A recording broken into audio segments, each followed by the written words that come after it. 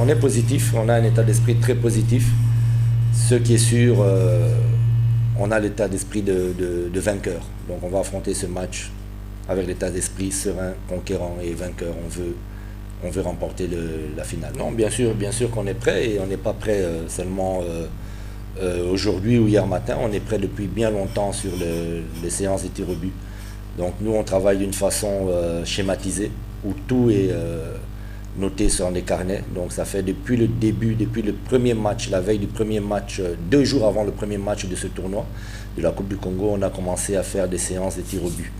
Donc moi, dans mes carnets, dans mes notes, je sais qui peut tirer les buts pour DCMP, les tirs au but, et je sais qui ne peut pas le faire. Donc voilà, on a suffisamment de joueurs qui sont capables de tirer les pénaltys. Et on est très prêt aussi, c'est au cas où on doit avoir un match nul et avoir la victoire au pénalty, je suis sûr qu'on va s'y gagner, parce qu'on est très bien préparé pour les tirs au but. Demain, Sanga Balende, c'est encore la meilleure équipe. J'ai eu la possibilité de les voir 3 fois, donc 2 fois au stade en direct et puis sur vidéo. Donc je connais très bien leur qualité, et vraiment c'est une équipe très difficile à manipuler au milieu du terrain. Comment les affronter? Je pense qu'on a aussi des qualités individuelles. On a maintenant, je suis arrivé dans l'équipe de DCMP, j'ai analysé toutes les qualités individuelles de tout un chacun, et ces qualités individuelles sont maintenant mises au service d'un collectif. Il y a des principes de jeu à respecter, il y a un style de jeu à respecter, une tactique à respecter, et les joueurs le font très bien. Et grâce à leurs qualités individuelles, je pense qu'on a un léger avantage. Vous avez vu aussi dans ce tournoi, on a 0 but encaissé. On a une défense très solide, un gardien qui est sûr de lui. Voici Inonga qui est avec moi, donc un axe central solide avec Ikoyo et Kayembe. Donc on va aussi, en plus de ça, en plus de gagner cette finale, on veut aussi, j'ai demandé à mes défenseurs, Varane et Inonga peut le dire, j'ai demandé qu'on sorte de ce tournoi avec le clean sheet. Donc 0 but encaissé, c'est l'objectif qu'on veut atteindre. Et voyez, dans la ligne médiane, on a des joueurs très talentueux comme Kim Vwidi, comme Kone, comme Thomas Nzoto, également Stevie Mundele. Donc moi, je suis confiant dans les qualités de notre équipe. Je suis confiant dans cette qualité individuelle, et je suis confiant dans notre principe de jeu, dans notre système de jeu. Mais c'est vrai qu'on respecte beaucoup le Sanga Balende qui a de grandes qualités, qui est une équipe difficile à manipuler. Sur tout le tournoi, sur tous les matchs que j'ai vus, je pense que c'est la meilleure équipe. Oui. Sincèrement, moi je suis quelqu'un, la pression, je ne la connais pas. Ou bien peut-être qu'il y a une pression, mais alors la pression c'est mon ami. C'est mon ami, parce que je ne sens pas une pression particulière. Moi j'ai l'habitude d'être un gars relax devant n'importe quel grand rendez-vous. Donc que ce soit une finale, que ce soit un match contre Lubero ou MK, c'est un match de football de 90 minutes que je prépare de la même façon. Donc il n'y a pas une pression, et j'espère que les joueurs aussi n'ont pas une pression particulière. Donc je leur dis souvent, quand tu es footballeur, on ne doit pas avoir peur, on doit être des hommes, on doit être des guerriers pour relever tous les défis.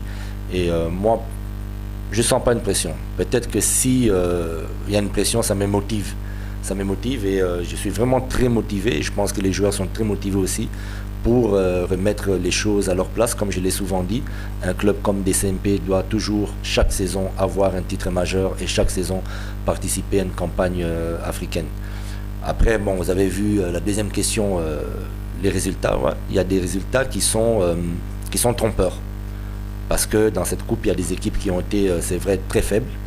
Mais à partir d'un moment, quand vous arrivez en quart de finale, vous ne pouvez plus considérer vos adversaires comme faibles.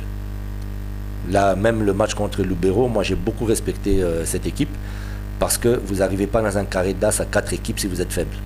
Donc ils ont quand même dû éliminer, il y a eu des éliminations directes, ils ont quand même dû éliminer des équipes. Nous on a éliminé tout le monde, on n'a pas été repêchés.